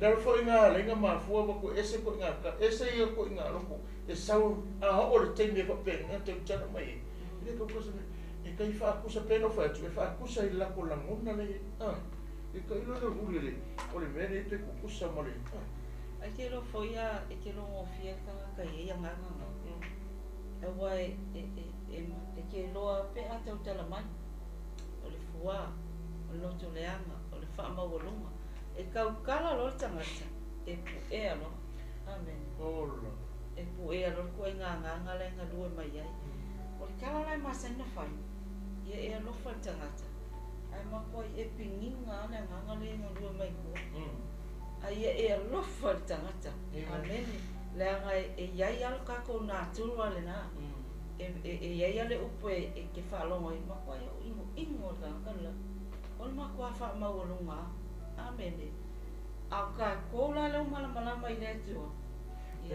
o la betalo sa o se i koe whea koe le kala so si kaunga ka i le nganga leo le loto le anga wale le plano whaitulu e leo whenga lenga o longa ngana le i aso uma na le parapeur le parapalao vale ma le mea le upuleanga e sau ia te ora.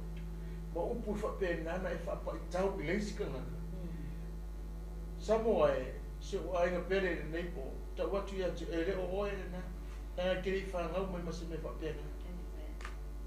Halleluja. A o winga wa aia ngā o le lia laulangi le, wherua i le laulangi nei, o ana ngā luenga nei, mai maupea pe mwha, pe ana mawhai na wa ai o tātou mata nei, ma kiloku leo maina mai e. Ma fōringa i, se mangua e longa e isi se koe rokoleanga, ma koe fuā, ma koe ingo fuiles. Amen. Ai whaaki kele inga pere, alofa inga uarako kilo aku i pere. Amen. Wa me whanga ringa mai, e me ringa whapela hala kaka. Alofa ia le tangata, ai makako kuku i whamanatu, oi fwoi le kupu me le, alo whamanatu e toi, ma salo a rufika ia i pere ki kiro le nganga le whanga mai ma kele te mike e te ola i nei me lea. Ngo winga eo le pe wha masinga, ongo masinga, o ko whai mai ke le fia koe pula ia. Amen. Lega fwoi le te tala noi a te koe le winga, ma le langu, ma ko ainga fōringa, koe ale, e le ma whaina a Jesus. Le ma whai. Whai o le au leanga matanga, pakua ma ia koe ngā fōringa whawhi. E ma kore i lopo le koe, ai mga ia wha mai tala tuse i ane. I ane na mtaku mo mōr whai koe e steiwa. Mo mo i ane mtaku mo mōr whai koe whai mai. Ngā sana whai mai. Ai whai tātou te whaaria tātou o ngā sana e wha maoni o ia. Ma le ame o tonu e wha maangalo ai e te tātou ngā sana. Ma wha mamai a te tātou e ame o le tonu mua. Leka oko i le si awala le leile tala no ila whionga le atua. Amen. O le kau, o le whata oto mai, o le mea, o le whamaongi nā le mpe na whea tuai. E le kau whaia se whamalolonga, pe a sau o koinga me, e mo mea tātou lea, kako ka sau whai le i lalo, o le upo le atuanga ke sokia whawhikau ni lea. O le upo le atua e wakunga ke whapenganga kalakalare manua lea. Whamera tala, e whamaongi ia, e nate whapengana, ane tala noi, afe kua. Amen. E me whamaoni o ia, ma lea mea tongu e whamangalo tātou ang sala. Ma whamamai a te tātou i lea. Whamangalo lang sala, e whamamaka kou mai ma. Mai mea leanga. Ma mea ia ona oi, e leo oi a o le nganga leanga lea fia i tātou. Amen. Le mafua ai. E whamaoni la o le peru ringa o se awala whai ngō fie i a tātou. Amene. E la whai ngā e o le teima nenga venga le mawhai. Le mawhai e se singa. Hallelujah. Praise God. E whapenana tala noa e le upo le atua. Kero ke ni sau Yesu langa minisu e sau tala noa. Whaamana malama. E ave tangata le wharpe, ave lalo whaanofo lalo se tala noa i ailea. Le good news, le ave le upu le lei, le tala i le malo. Amen. O le malo lea e whapenana i e, o le malo e file mu, o le malo le eise me wapenga. E leise ki ngā inga, leise ti ngā, leise manua, leise whano noa, leise mai. O le upula lea le mo mia le tangata i keimi lea, e mo mia i le whapenana sau i whafua.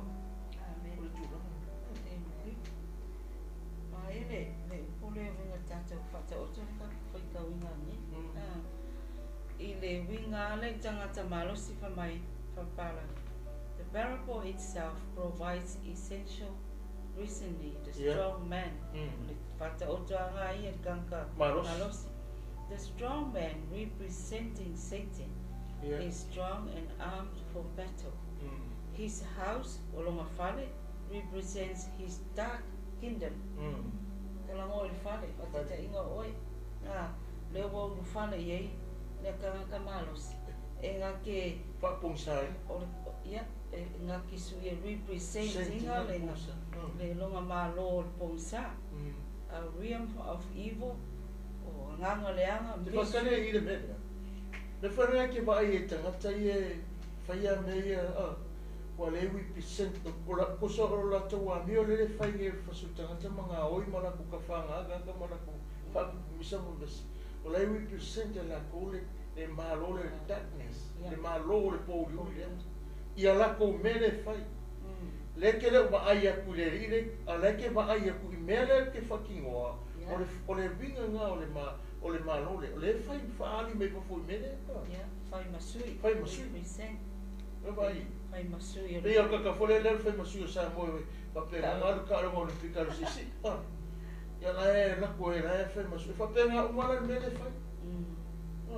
Amen. In his house he has possessions. Kokongo le whale. O tutongu ngā tangata. Yeah. Properly seen as people under his control. O inga ka ho inga ia usaba vale le wala. O le mawhainga ka o fio. Controllinga ka. Like the demon possessed man, the people were Satan's possessions.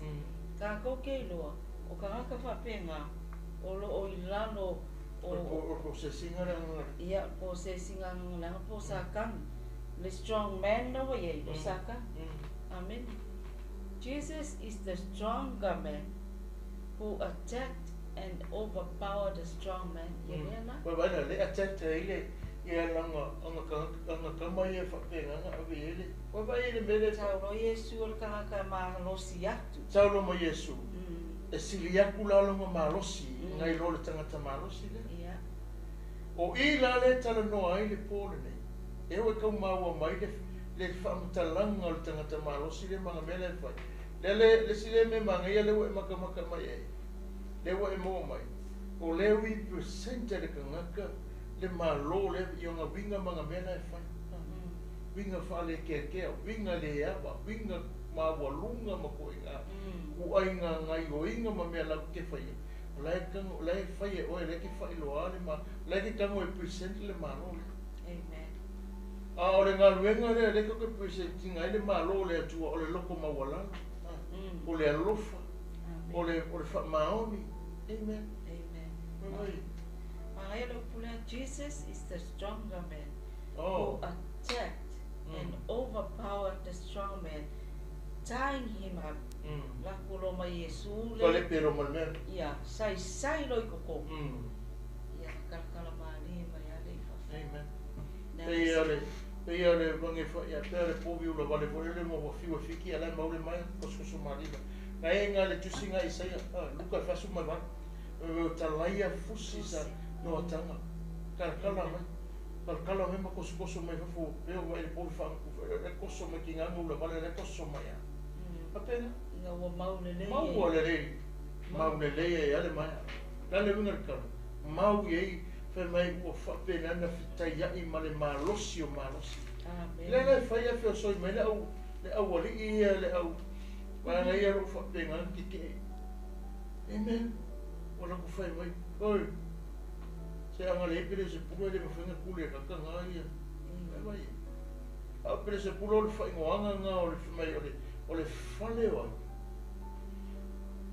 fale paala ya ka mo ya paala akan ngolo paala mo ko ide yang fai ale ola ngala ku ko ale ai se ola e vai ale fa matala tu spaia ina watali Yesu I fai mai e le ma fai o le mele ku ka mo vai e le ma fai fa penga se me ia fa Maria ko ke ko fa maru ko e le ma fai nga fa penga nga venga le tu amen fa maru ko ia ke o fo mai wala o mo ko la se ia le fa penga nga venga le tu amen ai ona o le nganga o le rio tongi e tau o le o te fati no le nga venga le nei amen ele ai se me pungsai po le tu ma fa mani nonga ma le fa man manga pena na tau fa e fa mo o le tatu ina ia au ngo fie so la ngona ma so na tu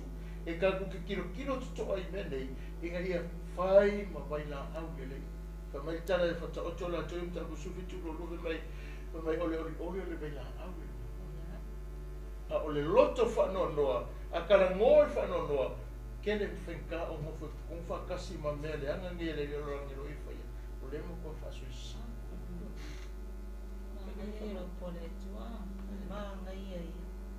a joyful heart is a good medicine. O le fesili. O le ara medicine ane tua moka ko. O le upu. Oli nga. Oli no. E ke kali tonu le upu le oli. Bea na e yeile le faita o le si foi fai e mangia tauta wai Amerika. And that joy kills every sickness and every germs. E ke loa la tatou ainga le tali la fiafene nei. A e kangoi apalai le mea ngai ate oi. Pia na whai ate o le tautinonga your word of confession. And that joy kills every sickness, every germs. E se le sao. Because I did it. Nga o whakai ka ia fo ia ia. Lei mo le maulo tō lua. Ma nga whata I tae fo ia. Lala winga le tala. E ngā ioi le upo le tua. If we exercise, God perform His word. Pe aka ko ngā ioi fo. Amen. E le ma whainga sau le upo le tua. Pe a le ai saka ko koki o ngai whai. Amen. A whai ai mai. Makako le loa ia malolo a tatou manatua oh no Lord nga e polo misi He promised us Jehovah Rapha oi ele ai se mai e foi fua us le tautou nome ele ai se mai a fai foi ele ai se fa na fa mani ku se tautou nome fitu ele ai se fa fine pa ma se tane pa e kuyo luma declare lo upu manama le nei e makala manava nei ona ola upu. You know, your word of testimony. Ole upo le tautinonga ma le toto Yesu le whamai ere tu se whalinga. So we have to confess. E ka kaunga ka ko kingo le upu lea. Amen. O koe fwoi le whamatalanga o le maa nei ole mea nei o le kako. O le a le vaila au le tua. Every sickness whamai. And that joy fills your heart. Every sickness, Kios Avery James, o lea le langona vai, o lea le tu ai ngā mai, o le oli le ngā ke kilinga, le whanau noa ngā. Amen. Amen. Ke le ma le tāua mea. Ke le. Le kusa luka ngai mta kusuma tasinga i whawhinga whame o le mga lule. Alu ma ave. Ngo. Ai la kule aso lea. E le iloa le nganga lea. O le aso kongo ale ua kukongo i le tangatanga ki kale pia le mule. Ia. Whake ia le rile ki ia kusiro makua i aso uma la kule lu. E la kua kuma i le pule kukongo le whai. Amen. Le pule ma le mana whan mai ko whapena na whaalea ngā. Ale whainga kausanga suma ma kausanga kanua. Nga mai. Ia whelwa i lo makua. Wharoro. Alu whapena. A o le aso le na sauai, o le wa iai le tangata, le wa tuu te tonu i le pule, na te soloi e sea le vai le na. Amen. Mana tu foi po kala me ponge, le po o watu masifuru watu sanga o e whapena, i se mafitianga lo whenga i maoe. O se mea lo nofo pe lo roto le po, i te tonu i ate oe, o lo whainga wharawe, alu sau. Ai, o le upo le atua le tala no le pole nei, e le ai se me tasi na te mawhaia na suia le mene. E le mawhaia se si na suia le upo le atua, le upo whemea whetalai e tau nuku. Tala ngai kusiarumia. Amen. A whetalai e tau nuku. E leo se atali e tangata e tala plenoi oi. Po se atali e, po se tangata e whapena na suiero na mawhofau. Amen. A whetalai oi e le mea e tau nuku wa. Ese, langa o ia o le na te whaia o ia taunuina mea tonu manawa i lana tangata peo nei. Le arai kua i whawhia rea. Ma whapea nana i ero langona e whapea aio ia se mau e whaai vai waku. Si ari isi. Amen. Alana me oi, wa ke ia kango whaanguku mene nguku tulou. Wa mau ele mai i makoskoso marima e o oe rea. Whaforo marwhale. Amen. Wa ele winga tana. O whemenga mai kongo whare. A oile, lai me lai puisen le lo makua lea, le longa ngaruenga leanga lai whai. Le nganga marosi lea. Ngā hoa kua i wha akongura. Oe nā le nganga vai, whafo mai whikinga. Le whinga pe amu. Amen. Wai e whake whaporonga, vai le matango whi. Whapenana whaatonu. I le kaimengei, leo e kala ngoa langa tala no Yesu le pule. Aka kaula, leo ka ko exercise, leo ka ko fanga ile su wafa Yesu ke riso. Le nasa weta e ki kaukala i o oil na fafora. Amen. Awonga e ko ngofo kongi, awonga e to Yesu kongi, e safo e ko fo mai oe nga le kensa, o te tau tanga ile su wafa Yesu ke riso. Fa muta rola nga venga le pule. Ka pega na wako mai fafora. Amen. Ifea, pafo marfale. Amen. Hallelujah. Praise God. E ki kaukala ma e whaanga yoinga i no whaatuatua. I le malosi wa mai le li atu. E whaatau nuku ai. E tusa ma le whina ngana. Eisea. O whaleo ngana. Leo ma whai. Leo ka koa nga i ai. Ua whai e Yesu mo tatu. E le ala se me. Ona o le mana o le tātou atua lo. Au tu e le tātou. Tau talanga. E ma whai. O se fo isi tātou ma inga i Samosi. A inga rea tupu e mele. I le nei po ta watu ya toi e le se malo se o kenga na ko ko ko yo ko ngoro fale pe a ko kuli ta tonu i le fionga le atua amen to tala foi po fer la mero fa no mai kenga yo ke fa ko sa o ko yo amen i le swafa Yesu ke riso ke fa ko mua o e o ko mai a o nge ko fa la velati amen praise the le Lord ma sa wai le ma ko fe au ko yo fa la velati ta au ye fo se ainga le kaya le pone o fai mo fala me labe e o lo fa pena na fala me labe pe le mai po se nga venga nei i le pone nei o te fa tonga le swafa o Yesu na soveta i ka fia pone nei Jesus name ka ofi le pone sa o nga ko fala me labe amen ti klea le pule le swafa Yesu ke viso sa o nga le anga te moni nga le mai nga le hallelujah o le po o a ko inga me lo fa pena na fala le i ta fia le pone le suafa Iesu Keriso. Esa e whaamukai. Au ka koe ai ka ko tu mai whapenana si ui e tatu pokalame ne nei fiafi. Sa moe ne nei fiafi. Te mana o te lui lo na tu pere tala tuspa ia. Hallelujah. O le upu o le alama ka kangi lo loto. E whaamautua tiri. A whaua whetalai Iesu le melea. O le foi a te oe. Le whamekala Iesu. A whaua le nganga o le atua le taper ngā le Mataio ngā. A whaua le nganga o le atua le o ke whaiai le ngā ruenga le. Ai a whai o le nganga o le atua. Oi atua o tōli maro. Ea o te mone. O mai lawe a te o tōli maro. O mai a te o tōli maro. Sa moe nei po o mane le tātou pōkalame pe o na tātou ia. Ina wai maua sau mana maanga ma whapenana tau whata oto tu peala la fuole me te tau ona tātou la sia iai. Ma le whatau ina o le whinangalo lofo lo tātou atua. E ala le bala aue pe ona tātou iai. Ina ia whaamautua tili. Leo whai mai Iesu a whai o le nganga o le atua o leo te whakongua ai o whaamarolo ai mai mai nunga ia ki o koma o ko whangau o mai te o taurea. Le malamalama o le malo o le atua.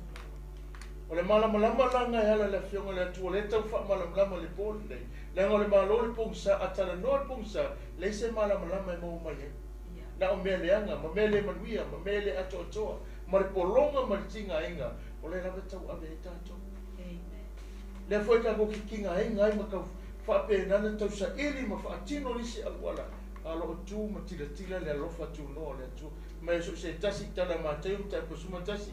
Ko iska o tau umo e tinga ina mafti e abenga. Fa me o ko mai a tia. Amen.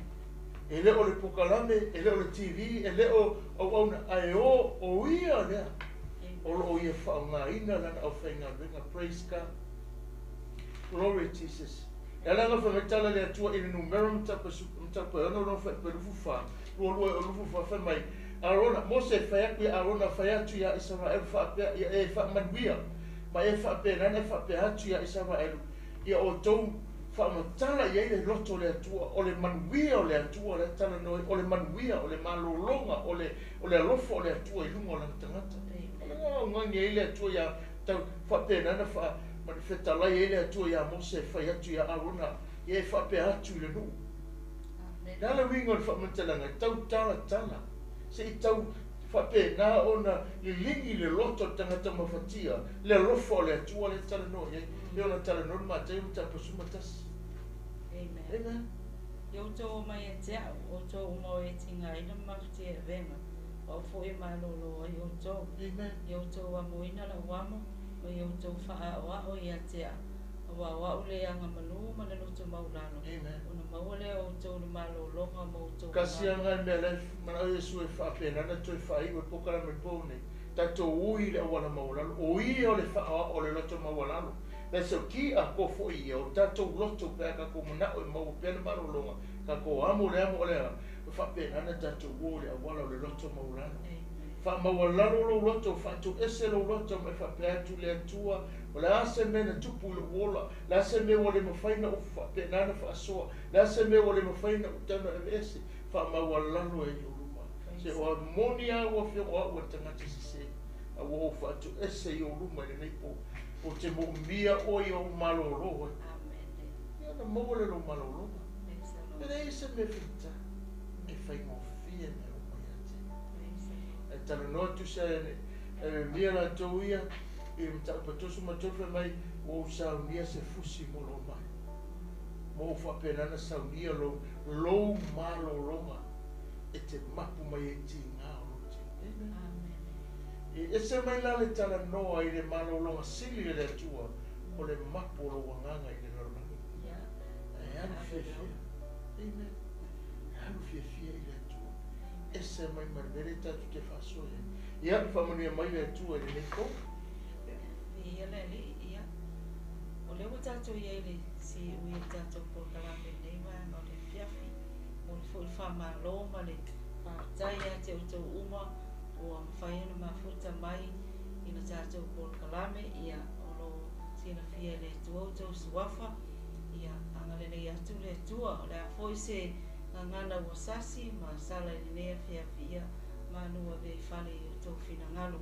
Ao le fionga ia le tua e tū maupea e whamavau e a molu ni geri te tonunga ua sosone atu la nganga o le tua e ala ila na upu whamalosi e lu i tauina ai tātou ia ma whamalosi ai fo i tātou ina i o tātou mātaala ma tātou iloa mea taitasi o lo mawhai ei o na tātou vai e li te leo teimi ai whamalosi ai tātou i le lou wala auina ma lo tātou ma tā whai oi whai whatasi ina ia whātou mauina pia lo tātou fia ma oli i le atua ai maise o la tātou tāpenanga i la tātou whai ngā malanga le nei ona o le malanga le nei o le tātou malanga i toi foi amene o le whai mā ngā malanga tātou o le sauni e toi foi li ia le li e tātou te toi foi la e kako ke foi ma le oso le lei e ave i le atua e vi i ai o ia amene au nei mea umai ala i le ngata mo i maua au nisi fo i o le awhai ngā luenga o lo wha au au pēle ngā luenga e ala mai i le au o nanga le nei a tātou TV ia o le nā lava le mana onga i o mātou loto ina i o tātou maua whātasi ma tuwhi tau whao wha amanianga le tua manu o tātou maua le ola mai so i fua ia mai a ma o nei e mo le atu le nganga whātai ia manu i a tele le nei a fiafi. Aleluia, praise God. Ia, toi whawhiloa ma, toi mori atu le whamaro ma whaatai i no mori sau. Mai se le sua whaatonu, sua whaiwhiau ia Mike Breta, ia ma se fui paanga ma woma ma sani o tātou TV nei, ia whamania tele le atua ia whaiwe whangai malolongo le po, ia fui se upu ma se ngana wo le Dr. Mari ia, la fui no le ngā ia, tanga pea e upo le atua e whapenana whamania i longa tōne e awhiafi. E te tālo whamania fo i le atua e whangai marolonga alo whamia le atua. Ia penana mumuri lo sui fo tātou tō wheroi whapene pere leia o i le lawa Yesu i lona lei lo mātu tamai o le langi le na a mataina le le pōpea.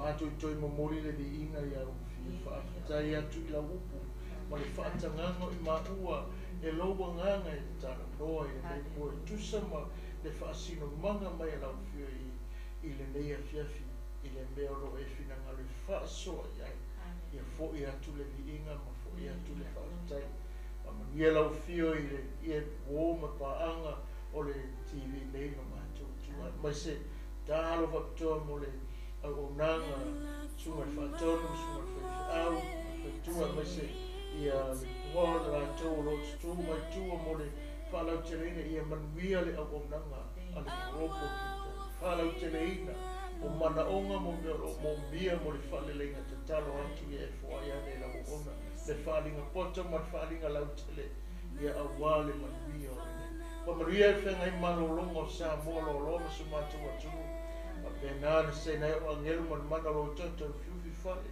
e ro fe ngai manga ruenga ia tau sia le lau They don't work malangai o malanga e nei e fata no manuia fo i le inga lo sua fa Yesu o mato wole wala o tu nei.